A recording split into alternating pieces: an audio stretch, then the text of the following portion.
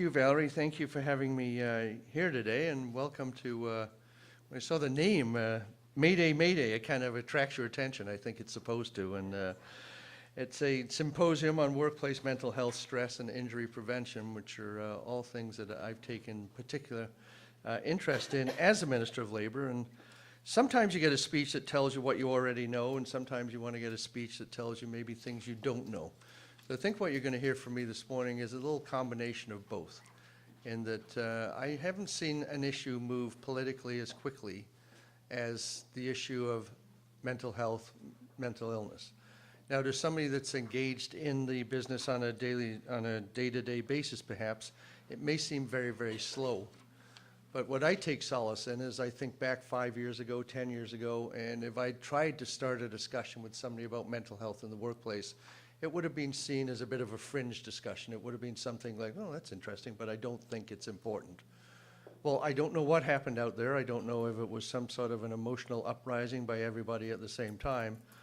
But everybody seems to have come to the conclusion that it's very, very important. And it's an issue that we should have been dealing with for some time, and we haven't been dealing with properly. And we can deal with it. The good news is that we have the resources, we have the ability, we've got the knowledge, and we've got the people that can deal with this issue. So I want to thank the folks from OCAL for putting this together. I think it's a really excellent symposium. The idea of running it concurrently with what's taking place on the floor, I think, is an excellent idea. The timing is perfect. Like many of you know, next week is Mental Health Week. So it's a perfect time, I think, to discuss matters around mental health in the workplace. And I want to thank you, as I said at the very outset, for the opportunity to spend a few minutes with you. In the last few years, we've become more and more aware of the issue of psychological health and safety in the workplace. For each of us, the journey to that conclusion, or to the journey that we needed to do something about that, probably came in a variety of ways. For me as a politician, it was parents that came into my office when I was elected first in 2003. And they were telling me about the problems they were having with their children. And often it was a combination of addictions and mental illness. It was kids that were, somebody would walk into my office, people I would know would walk into my office and say, my son, he has a coke addiction, we think we're dealing with something else as well, and I can't get treatment for him. I can't find treatment in the province of Ontario. That led to the realization that this couldn't just be happening in Oakville, that this must be something that's happening throughout the province, throughout the country, and throughout the world. And that was exactly the case, and we knew we needed to do better in the province of Ontario. I went on to chair the Select Committee on Mental Health and Addictions for the province.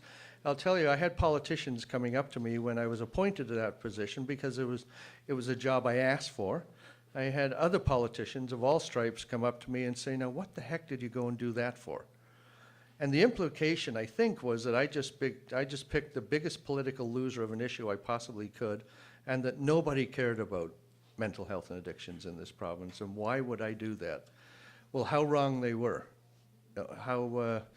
how misguided they were. When we traveled around the province with the Select Committee, people came out in droves to talk to us about what they were dealing with on a daily basis. Same time I was completing my MBA, and I came to the realization after learning what I knew about my community that I didn't know before, that there was a huge role for the workplace and a huge role for business in this issue as well. When you looked at the magnitude of the issue that government was now going to be forced to deal with, where they hadn't dealt with it properly in the past, you also realized, though, there was a business case. If you were able to treat your employees well, if you were able to provide psychologically safe workplaces, that there was a lot in it for you as a business. Not just the right thing to do, it clearly is the right thing to do, but also becoming an employer of choice, retaining talent, getting the most out of your employees, having happy, productive employees is something that every organization, whether they be in the public sector or the private sector, should aspire to, and the opportunity is there. So there's a number of ways we could look at this, and up until, I'd say about 10 years ago, we didn't know a whole lot about psychological health and safety issues. And the reason we didn't is that I think people thought that they were the only ones who were going through it. They were the ones who were suffering with it, and probably nobody else was suffering with it, and nobody else would care if they were suffering about it. And people just didn't talk about it. And the reality of political issues is if people don't talk about it, politicians don't deal with it. When people started talking about it, politicians started dealing with it. And now it used to be a very stilted conversation I would have with people that came into my office. Eventually I would steer the conversation around to what they were doing for mental health and addictions. And it used to be an uncomfortable conversation. It used to be a conversation where they didn't have a whole lot of answers. They'd look at the ceiling, they'd look at their shoes, they'd do everything but tell me we're not even thinking about that. Now when people come into my office, whether they be from labor or from business, they start the conversation. They're the people that are talking about it. They want to tell me what they're doing about psychological health and safety in the workplaces, because more and more we're realizing that mental health problems and illnesses affect not only those who are suffering from them, but they affect families and co-workers and employers.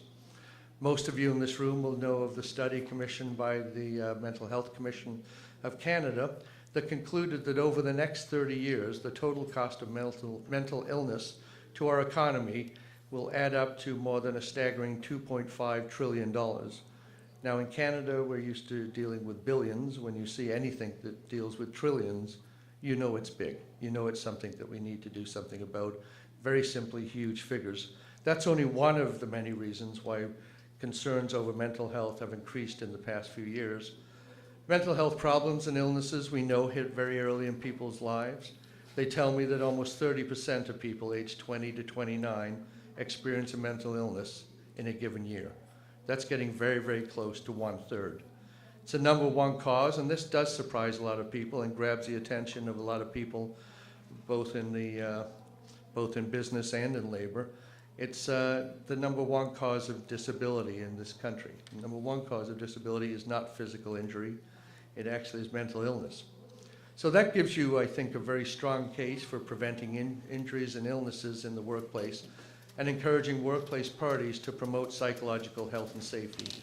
It's an essential component of the health, the well-being, and also the economic success of Canada and its economy.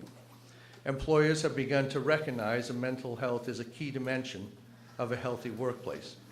It's a workplace that actively works to prevent harm to workers' psychological health. That includes acting in a negligent way or reckless or intentional ways, and it really promotes psychological well-being. And as I say, the business case just jumps off the page.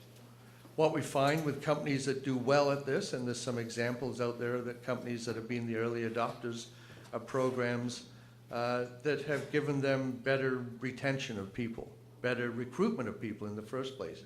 The engagement they have with their own employees, they see enhanced productivity, higher levels of creativity and innovation, and at the end of the day, they make more money. It's no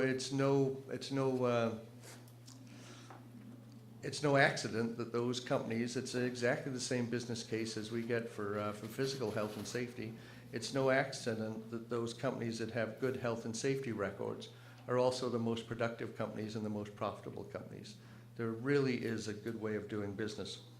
So we at the Ministry of Labor haven't dealt with mental health traditionally in the way we're dealing with it now. It was a bit of a unique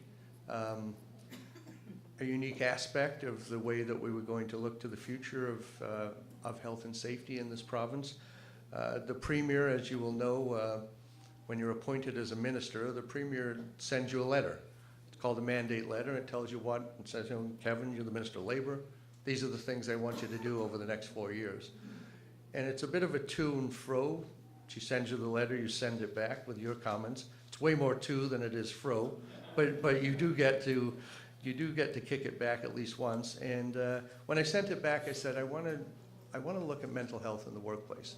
I think we can do a better job of that. And she agreed with me. She said, I'd like you to do that. And for the past 4 years or so, what we've been able to do is, I think, enhance the profile of mental health as something we should be dealing with from a health and safety perspective and bring the issue to the forefront. Now, we've done a number of things that I think will illustrate what that has led to. This past December, for example, we passed legislation that extended supports to people suffering from chronic mental stress. We've been able to deal with traumatic mental stress in the past, where there was one incident, caused stress, caused an outcome. That one we could understand.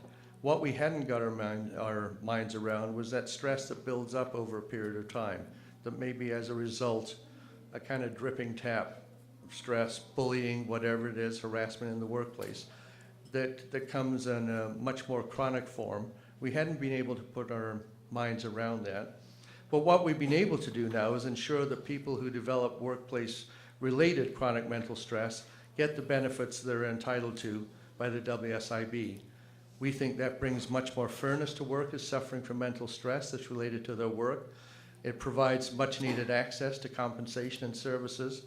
And it also, I think, makes the case for prevention in the workplace now. It provides a much more compelling case to employers to ensure that they have psychologically healthy workplaces, because if they don't, as we know, we have experience rating in our WSIB system. We look at the conduct of employers, and in a lot of ways, the premium they pay for their WSIB premiums is based on their track record, the experience they've had, the number of incidents they have. It applies to chronic mental stress as well as the same way it would apply to any physical injury. Now, this comes on the heels of Bill 163, which created a PTSD presumption for first responders and requires employers of first responders to provide PTSD prevention plans. We know that supporting our first responders who suffer from PTSD should be a priority of any government. They're the guys that are there when we need the help. The men and women in our first responder community are there when we pick up the phone and we need the help the most. We need to be there for them when they deal with the outcome of some of the things that we've asked them to deal with. So it's only fitting that we be there for them when they need us. We're also extending that presumption. When we first brought it in, it applied to firefighters, it applied to paramedics, it applied to police officers, and it applied to people that worked in our correctional facilities and people that worked around those people in ancillary positions. The PTSD presumption now is being extended to nurses and to others, professions such as probation and parole officers, special constables, bailiffs, civilian members of police services and violent crimes, and people that work in forensics, and the list goes on. What it does is allows these individuals faster access to WSIB benefits, to resources, and to the timely treatment we know results in better outcomes. Bill 163 also gave me, as a Minister of Labor, the power to direct employers of workers that are covered under this presumption to provide information on their workplace post-traumatic stress disorder prevention plans and to publish those plans. That's a very awkward way of saying is that we said, if you're an employer of first responders, you need to, within the next 12 months, develop a prevention plan, make sure it's a good one, give it to me, and I'm going to publish it for the rest of the world to see. Two reasons for doing that. One, there's no first responder organization that wants to have the worst PTSD prevention plan. The competitive nature of police officers and firefighters and those who are in first responders is almost legendary. They're always trying to outdo each other, and they did try to outdo each other on these plans. But also what it did was create a repository of best practices. It allowed the smallest fire department in Northern Ontario to access the very same information that the Toronto Police Services had right here in the city, for example, in Southern Ontario. Or, it just allowed for that exchange of ideas where somebody had leadership summits. And we've asked people to come forward that have experience in the field of PTSD, and we've asked them to bring their the best practices that they have. We've had some experts speaking at the summits, and we've been able to monitor our own progress in dealing with this issue. Through our system partner, the Public Services Health and Safety Association, we also launched the FirstRespondersFirst.ca website. It's a web-enabled PTSD resource toolkit that people can use. It includes content tailored to meet the needs of each of the first responder sectors that I outlined before. But while these are critical steps we've taken on behalf of our first responders, we know that the rest of our people need more help, they need attention, they need support, and we know if we get it right, everybody benefits from that. We know that expanding access to mental health care means helping ensure people can get the support they need right in our schools and communities. Mental health challenges affect about 1 in 3 people, I'm told, and that number seems to, that ratio seems to get higher and higher or lower and lower depending on which way you look at it. But at one point they were telling us it was 1 in 5. Now they're down to 1 in 3, and I think they're getting more and more accurate each time. So what we're doing as a government in an overall sense, we're investing about $2.1 billion over the next 4 years to increase the level of care and access for mental health and addiction services throughout the province. What that includes is things like psychotherapy, supportive housing, increased supports for Indigenous communities. When I first agreed to chair the Select Committee on Mental Health and Addictions, those people that had been toiling in the shadows came forward and said, Kevin, you're going to hear 3 things. You're going to hear the need for housing is something that is going to be very, very important. I didn't think that was right. I thought I was going to be hearing from psychiatrists. I thought I was going to be hearing from clinicians. But exactly what people came forward with was 3 things that they wanted, if you had to distill it. They wanted a home, they wanted a friend, and they wanted a job. They wanted what you and I want. They wanted a way to be able to pay their own way, to work, to pull their own weight, whatever the word is, to be self-sufficient. They wanted a place to live, and they wanted people to socialize with them. They didn't want to be treated like they had somehow dropped out of society. And it was absolutely right. These people were right. That is what people came forward for. So what we're bringing in is we're bringing supportive housing in, as I said, and increasing the supports for those in our Indigenous communities. We also know that 70% of mental health issues begin in childhood or in adolescence, and if we can get to those people very, very early, those early interventions improve the outcomes significantly. So we want to ensure that kids, young people in our society, get the help they need and as soon as they need it. So we'll be expanding services for students in every single high school across the province, mental health workers in every single high school. All told, our plan is to reduce wait times. It's to increase access to counseling, to therapy, and to those walk-in triage clinic services in our communities. And it's going to help approximately another 350,000 more Ontarians. I can't begin to tell you how proud I am. We're making this historic investment in improving access to services for mental health and addictions, which was a topic that was barely spoken about 5 or 6 years ago. At the end of the day, though, one of the most important things that we can do at the Ministry of Labour is to work with you. We know that government intervention is part of the answer, it usually is, but it usually is not all of the answer either. Your knowledge, the experience that you bring, must inform the actions that we take, so that together we can make a real difference in our communities when it comes to mental health. We're trying to create a fairer and a better Ontario for everyone. A key part of this, obviously, is to make sure that our workplaces are safe. Some of us spend more time with our co-workers than we do with our families. Some of us spend more of our waking hours at work than we do of our waking hours at home. So not just from a physical standpoint is health and safety important, but a psychological standpoint as well. We're all coming to that realization. With that said, I know you've got a very busy day ahead of you, and hopefully the lights stay on and you get to continue the day. But I just want to thank you all again for taking the time to make mental health the topic of your discussions today, to discuss mental health and the very real impact it has on our workplaces. I want to wish you a very great and productive symposium. Thank you for your hard work on our shared mission of serving Ontarians to help keep them healthy and to help keep them safe. I want to thank you for the invitation, for being here today, and please have a wonderful symposium. Thank you, Valerie.